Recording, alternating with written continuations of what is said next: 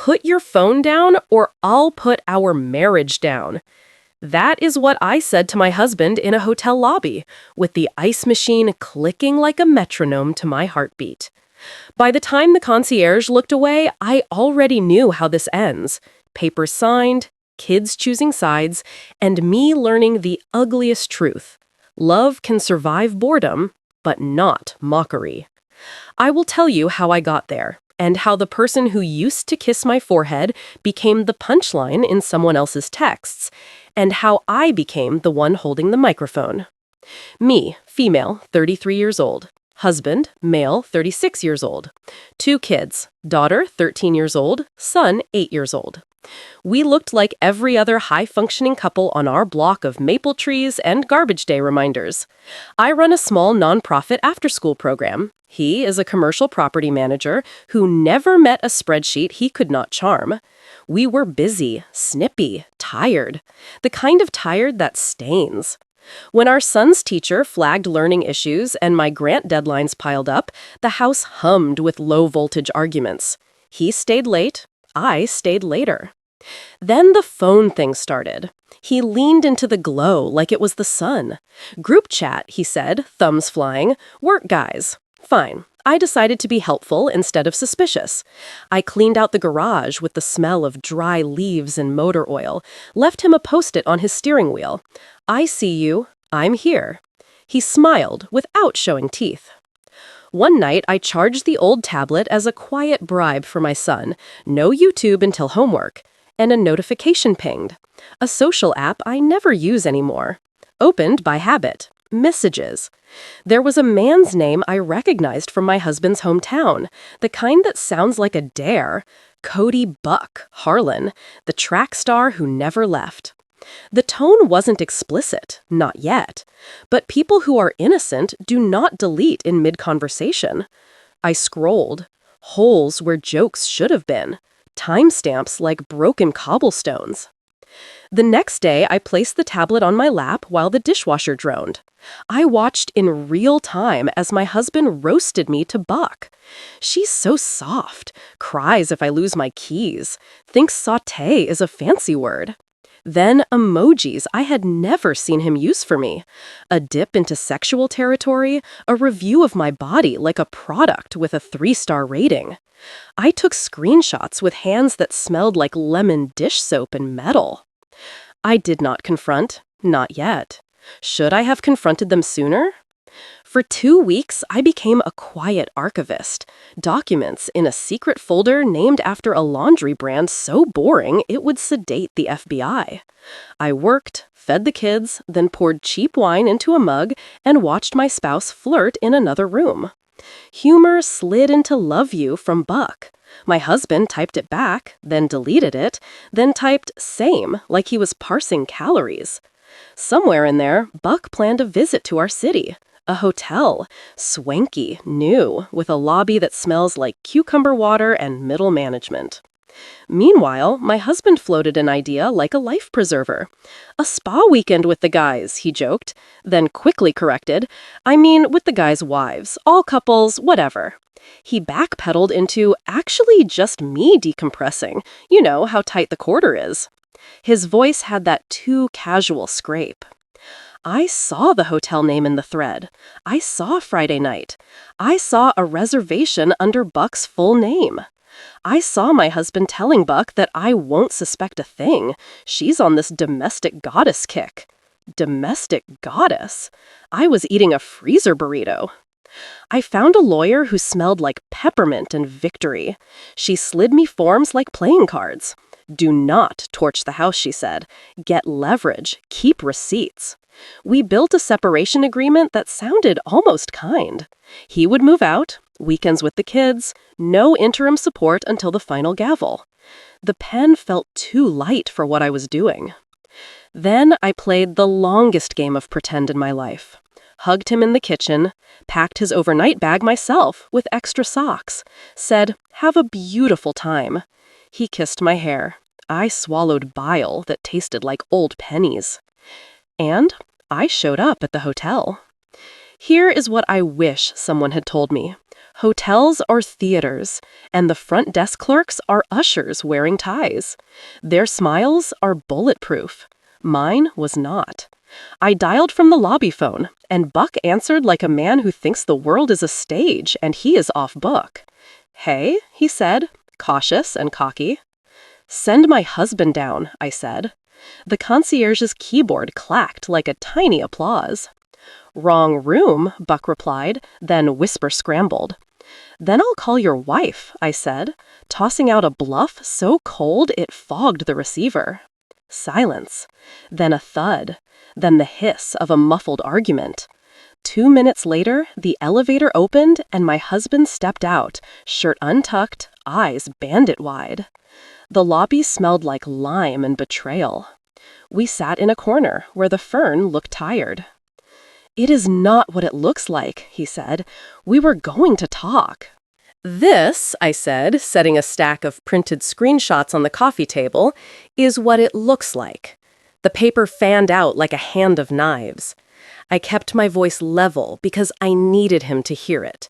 "You will move out tonight. You will sign this agreement. If you return to our house, I will email this to your parents, your boss, and our daughter's phone." He blanched, the way men do when their inside story escapes. "You would not," he said, and I watched the boy in him die. A hotel employee hovered with professional pity. Later, she would tell me on her smoke break that cheating couples are as common as lost keycards. "Just another shift," she said, blowing citrus-scented vapor. "We keep Band-Aids for the egos." The thought that my marriage was a routine problem in a handbook felt like a punch. "Go back upstairs," I told him, sliding a cashier's check for half the money market account across the table like a coaster. "Or go home, but not to our home." He stood, nostrils flaring. "You are cruel," he said. "He did not cheat," I said, and my throat clicked. "He built a double life." I left him with that line and an elevator ding, because men always think the door will open again. When the adrenaline burned off, I sat in my car in the far corner of the parking lot and screamed. Not words, primal, the kind that vibrates the steering wheel. By Monday, movers took the dresser he loved and left the one with the sticky drawer. He texted me paragraph apologies he must have practiced in the mirror. Then he called to say he could not lose the kids. That is when my plan went from revenge to survival. I asked him to set up marital counseling, a condition I had no intention of honoring, the way toddlers set up tea parties with empty cups. I told him he could come 3 nights a week to cook dinner for the kids, to keep some rhythm for them. I evicted the air mattress from the guest room because I did not want him making a nest. He came, he sautéed garlic like redemption, and I made myself scarce. Earbuds in, walking loops around the block under sodium orange streetlights. The trash bins on our curb looked like waiting patients. Therapy was a stadium where he played the lead. He talked about growing up in a house where anger was a ghost in the hall. He cried, small and gulping. He said shame is a slow poison. The therapist nodded, a metronome of validation. I cried later, privately. The therapist asked me what I wanted. I said safety. I said the truth. I did not say a win. Near the halfway point of the saga, I discovered the twist. The girls' group chat I was supposedly jealous of? I found it. By then, I had access. This time, the jokes were not about my cooking or my noise. They were about my charity job, my secondhand car, the way I wear thrifted cardigans like armor. Buck called me Mother Teresa with a temper. My husband replied, "At least she is useful at home," and added a winking face. It was not the sex that broke me. It was the chorus, the crowd effect, an audience for my humiliation. When the room laughs, it becomes true. "Pick your pain," my friend Pearl told me on our porch with a blanket over her knees. "You can keep the pain and stay, or trade it for the pain of leaving." She bit a donut, powdered sugar sticking to her lips. Either way, hurt wants rent. I built a timeline like a case file, documented dinners, school runs, bedtime routines. On a shared computer, I left a browser tab open about surviving a spouse's infidelity, not pointed at a single person, just sitting there like an unclaimed umbrella. I printed a couple of articles and stuck them under a cookbook in the kitchen. Not obvious, not hidden. My daughter found them. 13 years old, a lie detector with braces. She walked to my office with the paper trembling. "Is this you?" she asked, voice stiff. Behind her, the hallway smelled like vanilla from the plug-in diffuser I forgot to unplug. I took a breath. "You were not supposed to see those," I said, and I meant it like a chess move and a prayer. "Your father and I are separating. We both love you. Your father made a mistake." I did not say the hotel. I did not say Buck. She folded into me, wet cheek against my shoulder. My shirt smelled like laundry pods and tears. Later, she slammed her bedroom door when her father came over to boil pasta. It rattled the frames. People will argue about whether I weaponized my kids. My mother did when she called. "You are turning them against him," she said in a voice flavored with church and judgment. "Children should not know." I understood her theory, hide the fire so no one gets burned. But children know smoke. "Mom," I said, "I am not lying for a man who writes Yelp reviews about my body." The counselor said neutrality is not the same as silence. The lawyer said, present facts, avoid opinion.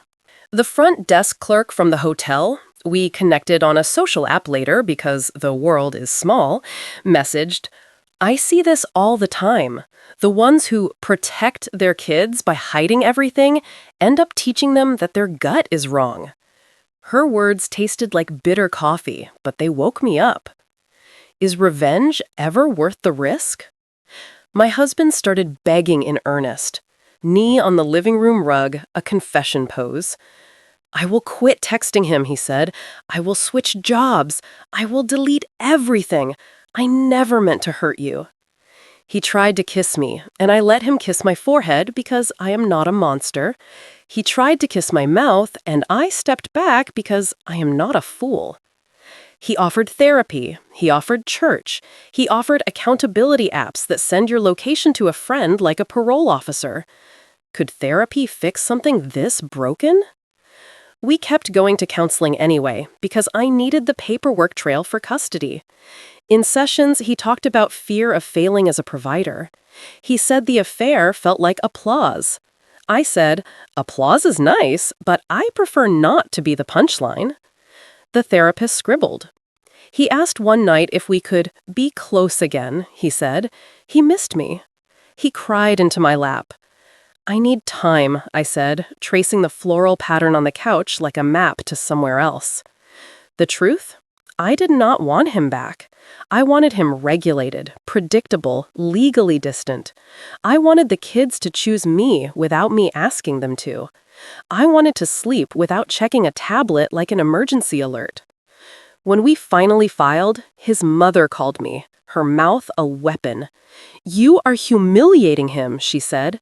"Marriage is hard. You do not air it." I pictured mailing her the stack of printouts, the lobby carpet pattern burned into the paper. Should cheaters be exposed publicly? I did not do it. Not because she did not deserve to see, but because shame only works as leverage when you have not already pulled the lever. The kids spoke to a court-appointed specialist. My son looked at his shoes. My daughter, who once thought her father was made of invincibility and corny jokes, said she wanted to live with me for now. For now is the kind of mercy teenagers extend when they are secretly sure. The order came back. Primary custody to me, child support to scale, our house in my name after I bought out some equity that tasted like swallowing coins. Here is the part you will judge me for. I had the option to let him stay in my orbit like a broken satellite. He kept cooking on his nights. He kept folding laundry like penance. He kept mentioning us as though the word someday could summon a bridge over burnt ground. And I, tired and lonely, let the lines blur once or twice, then twice again. I am not proud of it. It is very human to want the body of the person who hurt you to apologize in the grammar of hands. My friend Pearl said, "Careful, babe, you are burning yourself to keep him in the dark." She was right. The comments I imagine from a crowd, the crowd of the internet, of strangers who would be side characters if they lived on my street, are already audible. You got your revenge. Stop revenge sexing your ex. Move on. And also, she manipulated her kids. And also, this was surgical and magnificent. The truth lives somewhere between legal advice and gossip. Two things can be true. I wanted peace. I wanted him to ache the way I did. One night, after my ex left with a Tupperware of leftovers, I sat on the kitchen floor and listened to the soft clock tick. I asked myself out loud the question that had been pacing my skull since the lobby. Is cheating about love, lust, or disrespect? The answer came like a grocery list. Disrespect, disrespect, disrespect. Then another question. I will ask you, not because I want permission, but because confession sounds different in a choir. Should I have confronted them sooner? Pearl rolled her eyes when I asked if she would have gone nuclear. "Girl," she said, peeling an orange so the kitchen smelled like sunlight, "I would have made a slideshow." The mini resolution arrived quietly, the way good weather does after a stretch of storms. We signed. We cried separately. He moved into a 2-bedroom with a balcony and a grill he never used. The kids settled.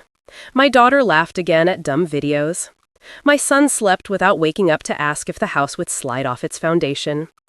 I went part-time at the nonprofit to be present, an arrangement my board blessed with mugs of coffee and soft pats.